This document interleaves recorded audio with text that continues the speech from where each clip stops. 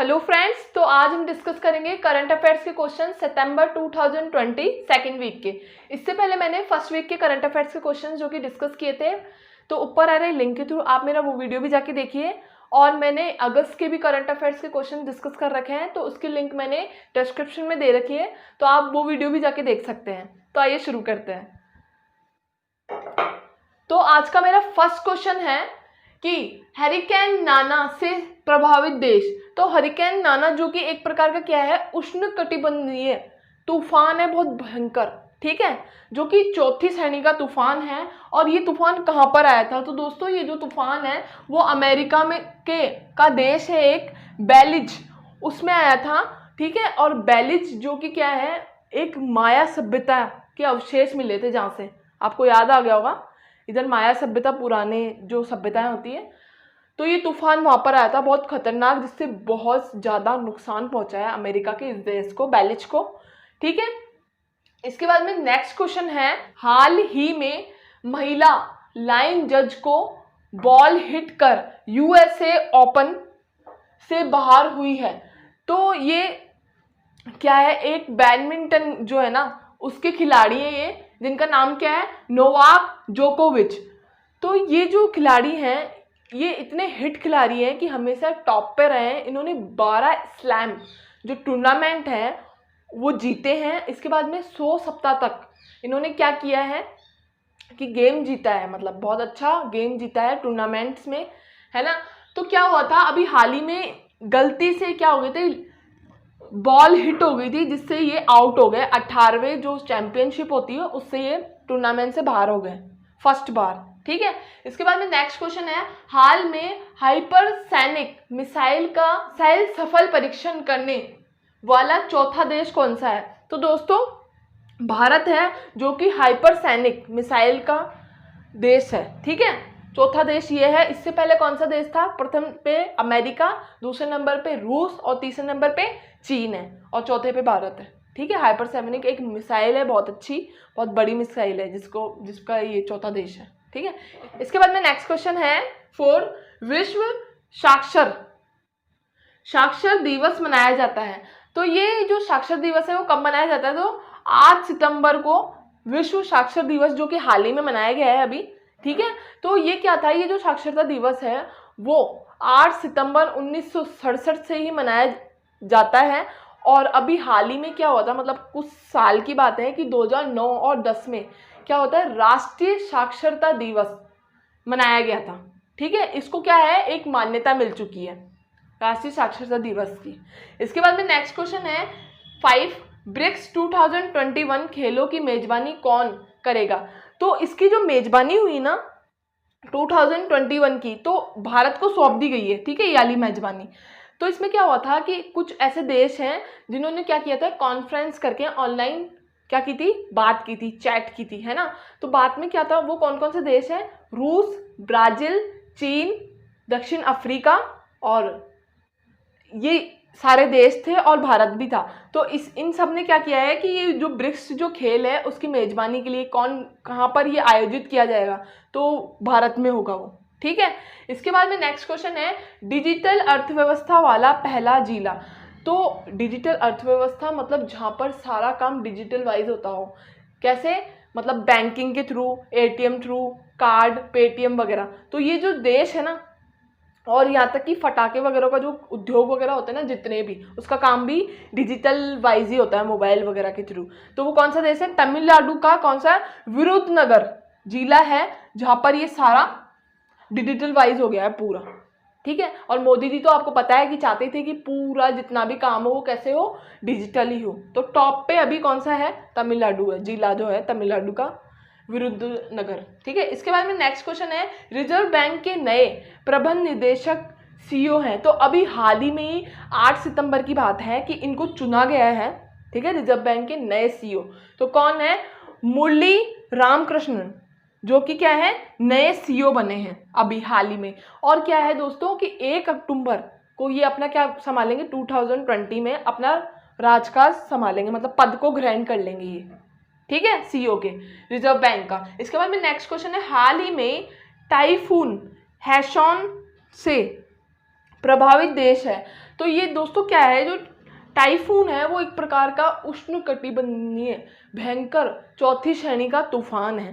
ठीक है, तो ये बहुत ज़्यादा आ रहा है कहाँ पर, जापान का भयानक तूफान है एक तरीके का, जो कि जिसका नाम क्या है, हैरिकेन भी है, और इसको जापान में क्या कहा गया है, हाइफून कहा गया है। ठीक है, जो कि पूरे देशों को तबाह कर रहा है, पूरा नष्ट कर रहा है, वहाँ की अर्थव्यवस्था डगमगाई हुई है। अभी हाल ही में तूफान आया था, लाइव बता रहे थे। ठीक है, इसके बाद में नेक्स्ट क्वेश्चन है, डेविड मलोन का संबंध है। तो डेविड मलोन जो कि क्या है, बहुत अच्छे किससे, इंग्लैंड क्रिकेट टीम के बल्लेबाज हैं। इनका संबंध किससे, बल्लेबाज हैं ये बहुत अच्छे, और इन्होंने अभी ही टॉप इस बल्लेबाजी में क्रिकेट में टॉप फर्स्ट नंबर पे आए हैं अभी हाल ही में। ठीक है, कहाँ के थे, इंग्लैंड के हैं। और इसके बाद में ये जो T20 ICI और जो ये IPL जो गेम्स है उसमें भी ये खेलते हैं। T20 ICI में ये टॉप पे आए हैं और IPL में भी अभी खेलेंगे। ठीक है, इसके बाद में नेक्स्ट क्वेश्चन है, प्रधानमंत्री मत्स्य संबंध योजना का उद्देश्य है। तो दोस्तों अभी नरेंद्र मोदी हैं, तो उन्होंने ये क्या किया गया है कि अभी हाल ही में डिसीजन लिया है कि क्या करेंगे, मत्स्य पालन के लिए मछली पालन को बढ़ावा देंगे। अब इसमें क्या करेंगे ऐसा कि मछली पालन को बढ़ावा दिया जाएगा, तो 5 साल में क्या होगा कि 20,050 करोड़ का व्यापार मतलब खर्च करेंगे मत्स्य पालन के लिए, जिससे मछली पालन बहुत अच्छा हो सके, जिसमें 150 लाख टन से कितना हो जाएगा, वो 220 लाख टन तक उसको किया जाएगा, जिसमें निर्यात होते होते क्या होगा कि एक ही वर्ष में कितना पालन होगा इसका, मतलब बढ़ावे में जब होगा तो 1 लाख जो करोड़ तक का व्यापार किया जाएगा। तो इस तरह का क्या है कि प्रधानमंत्री जो नरेंद्र मोदी है उसने ये डिसीजन लिया है। ठीक है, नेक्स्ट क्वेश्चन है 11, इंदिरा गांधी शांति पुरस्कार से सम्मानित किए गए हैं।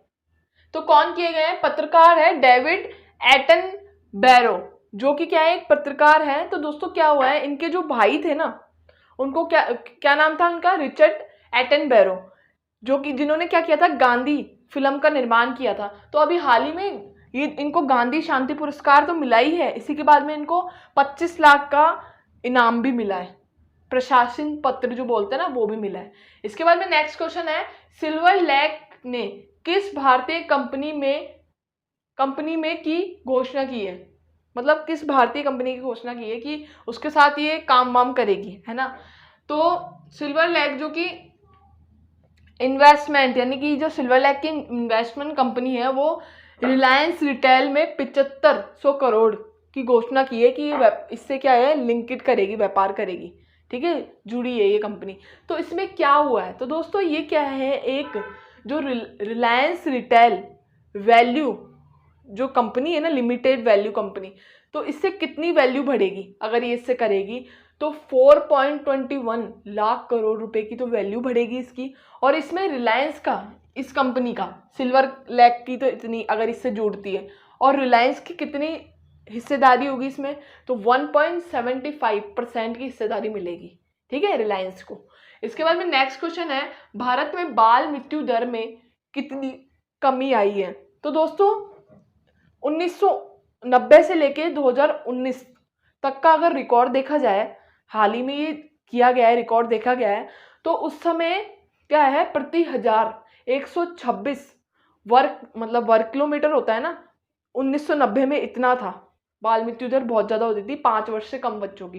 पर अभी 2019 की रिपोर्ट के अनुसार सिर्फ 34 प्रति 1000 किलोमीटर वर्ग पे ही मृत्यु दर है, मतलब कि कितना परसेंट कम हुआ है, तो 4.5% की कमी आई है, बहुत कम मृत्यु होती है अब। ठीक है, इसके बाद भारत में, इसके बाद में है नेक्स्ट क्वेश्चन है, नई राष्ट्रीय नीति लागू करने वाला देश का पहला राज्य है। तो कौन सा राज्य है, हिमाचल प्रदेश दोस्तों, जो कि पहला राज्य है जिसने क्या है कि शिक्षा नीति में कुछ बदलाव किए, नई शिक्षा नीति प्रणाली अपनाई, जिसमें खेल के क्षेत्रों का या फिर शिक्षा विकास का, वित्तीय जैसे खर्चे वगैरह होते हैं, खेलकूद वगैरह, और अच्छी तकनीकी व्यवस्था का बहुत अच्छा व्यवस्था की है इसने, हिमाचल प्रदेश ने। इसके बाद में नेक्स्ट क्वेश्चन है, हाल ही में भारत ने विश्व आर्थिक स्वतंत्रता सूचकांक 2020 में कौन से स्थान पर है। मतलब हर साल क्या होता है, प्रतिवर्ष स्वतंत्रता सूचकांक निकाला जाता है। तो अभी जो भारत है वो 105वें नंबर पे है और फर्स्ट नंबर पे जो है ना स्वतंत्रता सूचकांक में विश्व में, तो वो है हांगकांग। हांगकांग देश है जो कि टॉप पे है। इसके बाद में नेक्स्ट क्वेश्चन है, हाल ही में किस राज्य केंद्र शासित प्रदेश में कैनबिस द्वारा परियोजना शुरू की गई है? तो कैनबिस एक है ना, मतलब दवाई है कैनबिस की। तो ये परियोजना कहाँ पर है? जम्मू और कश्मीर में, है ना। और आपको तो पता है केंद्र शासित जो कि 9 हो गए हैं अब, जम्मू कश्मीर और लद्दाख, पहले 7 थे अब 9 हो गए। इसके बाद में नेक्स्ट क्वेश्चन है, कॉमनवेल्थ ऑफ क्रिकेट नामक पुस्तक लिखी है। तो दोस्तों हाल ही में ये पुस्तक लिखी गई है, ठीक है। तो ये इनके राइटर कौन है? तो क्या है, रामचंद्र गुहा, जो कि कॉमनवेल्थ ऑफ क्रिकेट के राइटर है, ठीक है, पुस्तक के। इसके बाद में नेक्स्ट क्वेश्चन है, नीले आसमान के लिए स्वच्छ वायु अंतरराष्ट्रीय दिवस मनाया जाता है। तो ये दिवस अभी हाल ही में मनाया गया है दोस्तों, 7 सितंबर को अंतरराष्ट्रीय नीले मतलब ये दिवस मनाया गया है ये, ठीक है। कौन सा? स्वच्छ वायु अंतरराष्ट्रीय। कैसे? क्योंकि कोविड-19 की वजह से सब मतलब पैक हो गया था, तो आसमान वगैरह पॉल्यूशन नहीं हुआ था ना, उसकी वजह से ये डे मनाया गया है कि पूरा आकाश जो कि नीला पड़ गया था, साफ हो गया था, ठीक है। तो मनाया जाता है वैसे तो ये। तो दोस्तों ये करंट अफेयर्स के जो क्वेश्चंस हैं वो कंप्लीट हो चुके हैं। आई होप आपको ये क्वेश्चन समझ में आए होंगे। तो दोस्तों अब हम मिलेंगे नेक्स्ट वीक करंट अफेयर्स के क्वेश्चंस के साथ। Thank you.